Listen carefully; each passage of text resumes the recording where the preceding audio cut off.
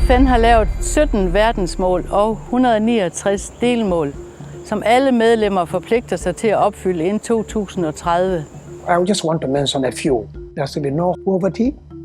There should be no hunger. There should be health and well-being.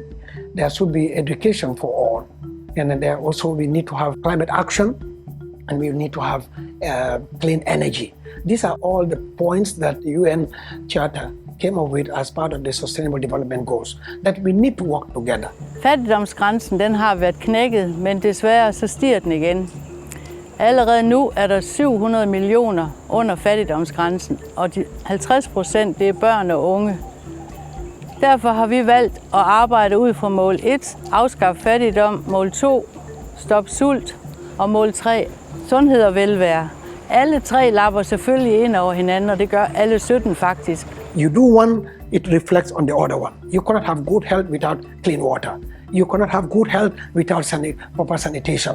The climate system has to be fair and it has to be safe. Otherwise, whatever we do, we go back to square one again.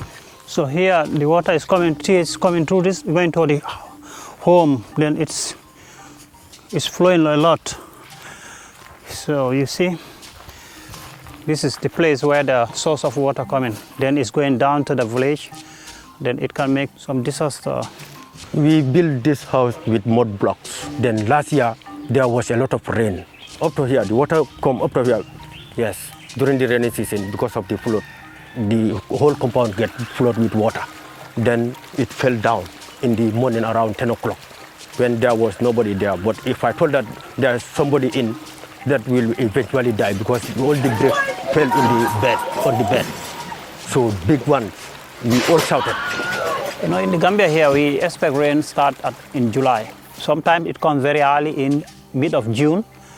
Then it's good for 3 months to 4 months, at least we have rain. But last year, the rain that comes, it was too heavy. We never expect it, and it makes a lot of destructions and misplaced people, destroy all their houses. The rainy season, sometimes it came difficult. We have flood when the water come. Too much water for the roof. Too much water for the roof. And everywhere get flood. Jeg synes, det er utroligt vildt at tænke på, at her hvor vi står nu, alt det bliver fyldt op med vand, når regnsæsonen den starter i Afrika. Og det er utroligt vildt at tænke på, at der kan være så meget vand, og man tænker, at det må også give en hel masse udfordringer i forhold til, når vi tænker, at det regner meget hjemme i Danmark, så regner det slet ikke så meget, fordi der kan jo slet ikke blive sådan et stort hul her hjemme i Danmark. Here, normally, the dry season is too long because October, November, December, January, February, March, April, May, June, sometime up to July. That's the time the rain comes. So the cows suffer a lot. In this kind of situation, it's very dry. The cows have no food. They find it very difficult to have food.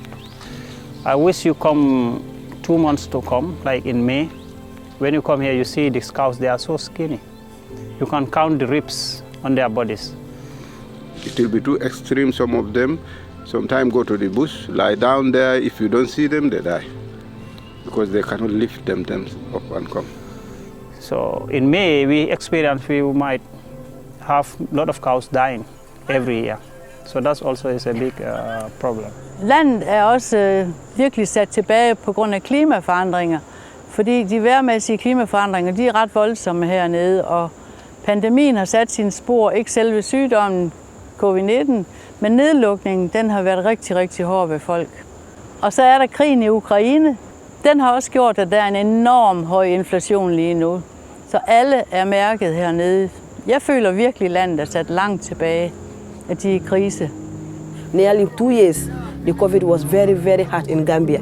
Even to get sometimes a meal was very hard. After from the COVID, everything is expensive. Everybody knows that Gambia right now, everything is expensive. People are crying every day. Special about the food. Food is very, very expensive. And the bag of rice is very expensive at the moment in Gambia. Everything is expensive. The farmers are far better than us because they have their land to cultivate. But for us, we don't have the land. Because those people, at least they will do their goods there. They can have their rice with corns, with cassavas, and granite. But for us here, we don't have that opportunity because we don't have any farm to farm on here. I'm analyzing that they don't have much money by the farm, but they don't need much money because they have the land. Exactly. They have yes. So that's the problem. Okay. But for us here, we need the capital because we don't have that such access to us. Yeah. We need the money. So that's our problem we are facing. Yes. So a lot of people, they will go to the village and give those people a helping hand. Instead of to give it to us, they will leave us. They will thought that we are sitting in the city, we have everything, whilst we don't have nothing. I boderne her køber vi ting, og det kan være ting som træfigurer, smykker, tøj osv. Og de ting, dem kan vi så sælge hjemme i Danmark rundt i byerne. Og pengene for de ting, de går så ubeskåret til myggenet. Så på den måde, så støtter vi Gambia 2 gange ved at støtte folkene, der har boderne her, når vi køber ting. Og så støtter vi folkene, vi giver myggenet til. Regntiden har taget hårdt på vejene, så det er helt ufremkommeligt. Vi kører 5 km i timen, og det er fra hul til hul til hul. Det hele det er meget, meget ujævnt. Vi skal ud og besøge Jasmin, fordi hun er en enlig mor med 2 børn, som har haft en rigtig hård tid. I have 2 kids, Sekou and Alassane. Sekou is having 10 years, Alassane is having 7 years. One day I don't have food for the kids. I have to buy a cup of rice. It's very difficult. I cannot afford to buy a bag because it's very expensive to buy a bag of rice. There was no food in the house. Så derfor vi besluttede i foreningen, at hun skulle have et mikrolån. Det er et forsøgsordning, vi kører lige nu, med et lille mikrolån på 5.000 dalasi. Og så vil hun starte en lille såkaldt butik, en lille bod uden for sit hjem. That micro loan, I am happy about it because I get a little more business what I'm doing. And I'm trying to handle it. This is my first time doing that small business. Why I choose this? Because we normally use it at home. We normally like green tea and sugar. We normally need it, and tea and diaper for the kids and milk and powder soap, a special soap. We normally need it. Puha, det er vildt, hvad de går igennem. Også det, hun fortæller om regntiden og sådan noget, det drypper igennem taget. Altså, forfærdeligt. Også med, at hun ikke kan få mad og til sine børn nogle gange. Altså, det er voldsomt. Det er voldsomt at opleve.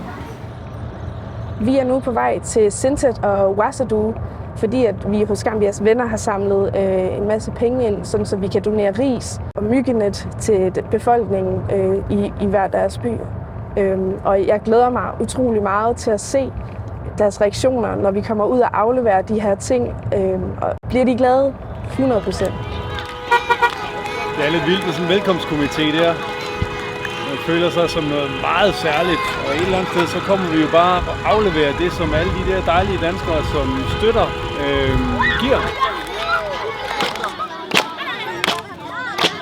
De holder fest for os, fordi vi kommer med myggenet og hjælper dem med deres skolegang hernede.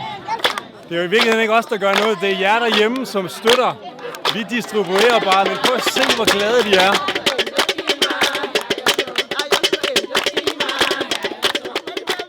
We are very much happy with the Danish people sponsoring our school.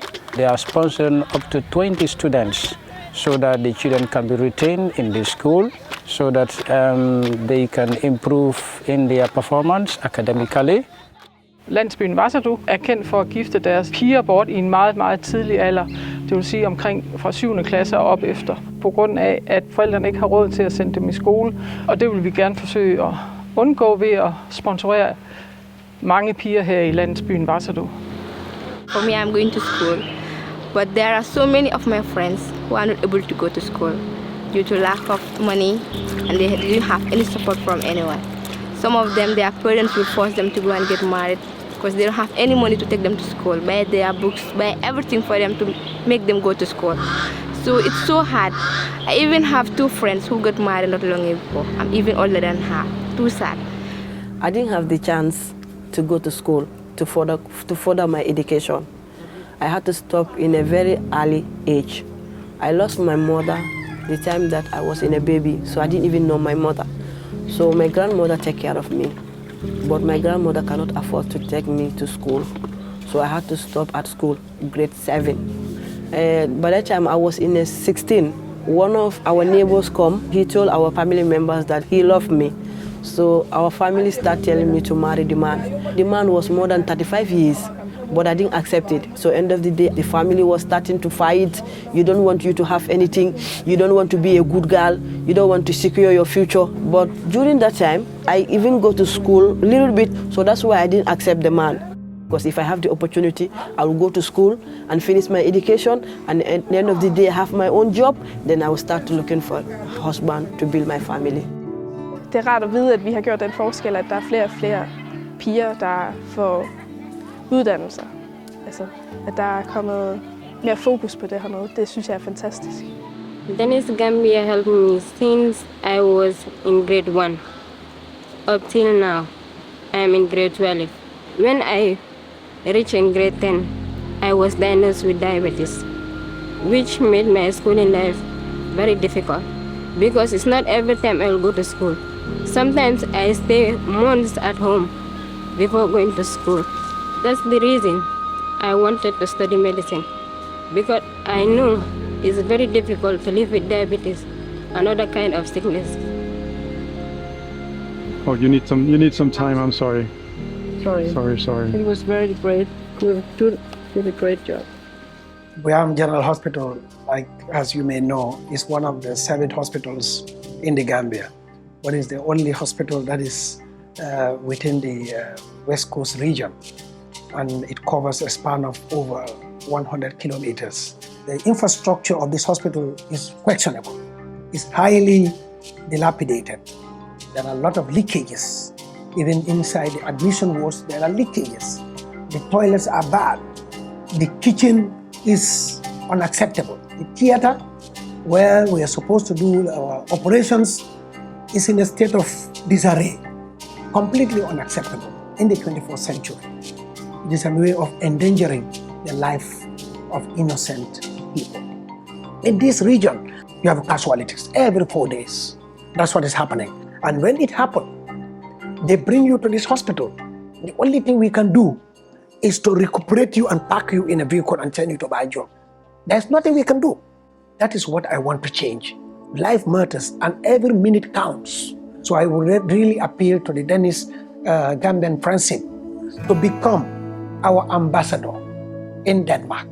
I sidste uge, der var vi med hernede med Gambias venner, hvor vi uddelte nogle kasser med små hospitalsting. Og i dag har vi så fået en rundvisning på hele sygehuset. Og det er vildt fedt at se, at alt det udstyr, de fik i sidste uge af os, at det faktisk gør en forskel, for vi kan se, at de rent faktisk har meget brug for det her udstyr. Så det er fedt at være med til at gøre en forskel på sygehuset hernede. En anden ting, vi også gør, som vi har gjort igennem nogle år, det er at samle penge ind til myggenet derhjemme. Og det har været en lille succeshistorie, fordi i Sintet, hvor vi startede med at dele myggenet ud for nogle år siden, der har de så at sige ikke malaria-tilfælde mere. Og i en anden lille landsby, der hedder Varsadu, der gav vi første gang 117 myggenet sidste år. Og vi blev så glade, da vi kom derud her forleden, fordi vi fik at vide, at der var markant nedgang i malaria-tilfælde ved børnene derude. Så det var en dejlig nyhed. The business has helped the whole Wasadu, especially the breastfeeding mothers, and also the pregnant women. They have benefited a lot from these mosquito nets. Since last year, we have not realized any malaria. Det er jo super skønt at se, at det man kommer med, det man hjælper med, det faktisk har en positiv effekt hernede. En anden helt ny ting, det er, at vi er begyndt at plante træer hernede. Fordi vi vil gerne være med til at nedbryde CO2. Og derfor så har vi plantet træer rundt ved Sintes skole, nogle malena-træer, og vi planter mangotræer, som også giver frugter. Vi har plantet bananplanter. Alt sammen noget, der også giver noget at spise, så det er en lille win-win-historie. I would like to seize this unique opportunity to welcome you here in Sintet on this auspicious day in which you want to plant some trees in our school. Trees are life, and everybody need it for survival, both man and all other creatures living on earth. Such being the case, the school will collaborate with you people to make sure that these trees are planted and taken care of for prosperity. St. John Bosco Basic School would like to name this banana after Pernille. Jamen, jeg har lige plantet mit lille nye banantræ derovre. Det bliver opkaldt efter mig, og det synes jeg bare er en utrolig stor ære, at de havde tænkt sig at opkalde den efter mig. Jeg må også sige, at det er første gang, jeg sådan ser bananer hænge i klaser på de her træer, og sådan, hvordan træerne egentlig ser ud. Så det er en vild oplevelse. Jeg synes, det er super fedt. Jeg bliver glad, og jeg bliver også stolt af Gambias venner, at vi kan gøre en forskel, selvom vi er en lille selvom vi er en lille organisation, så lidt har også ret. Jeg synes, det er mega fedt at hjælpe til ved Gambias venner og starte med at hjælpe i Danmark, hvor vi samler penge ind, og så faktisk komme ned i Gambia og så dele tingene ud, som vi har samlet penge ind til, og se, at det giver gavn det, som de får. Det er mega fedt at hjælpe til, og så de bare får glæde af det hele. Hvad jeg tager med hernede fra, det er, at jeg har en meget større påskyndelse for, hvad jeg har muligheder derhjemme, og hvad jeg har rettigheder.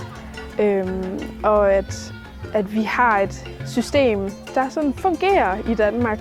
Healthcare for eksempel, det er ikke noget, som vi skal tigge og bede om at få. Det er noget, vi bare har. Jeg er forundret over, hvor meget gambianerne de kan med så lidt. Altså, det giver mig helt gåsehud at sige. Og jeg må sige, at jeg bliver rørt af at se, hvor svært de har det, og hvor meget vi kan hjælpe bare med nogle få poser ris, eller med nogle få myggenet og sådan noget. Jeg synes, det er fantastisk. Man får man påskynder det, man har, når man kommer ned et sted, hvor de ikke har så meget, som man selv har. Super godt. Ja, jeg var lige ved at tude. Nu her på vej hjem fra den her fantastiske tur, jeg har fået lov til at have med Gambias venner, så kan jeg ikke lade være med at reflektere lidt over det, jeg har oplevet. Selvfølgelig så har jeg lært noget om myggenet og malaria og sådan nogle ting, men jeg tror, det jeg tager med mig hjem, det er, hvor meget en lille indsats kan gøre, og hvilken effekt det har. Altså man kan sige, et lille myggenet til ikke særlig mange penge, kan måske redde et menneskeliv, som måske kan blive til et helt folkefærd over nogle generationer. Den her ringe i vandet effekt, fordi man kan sige, man kan ikke redde hele verden, man kan ikke redde hele Gambia, men hvor er det da fedt, at sådan nogle mennesker som Inga og Jette og de andre, som jeg nu fik lov til at opleve den her tur med, den indsats de gør, det betyder virkelig noget, og jeg har set, hvor glade folk bliver. Og det vil jeg bare gerne være en del af. Sådan vil jeg også være.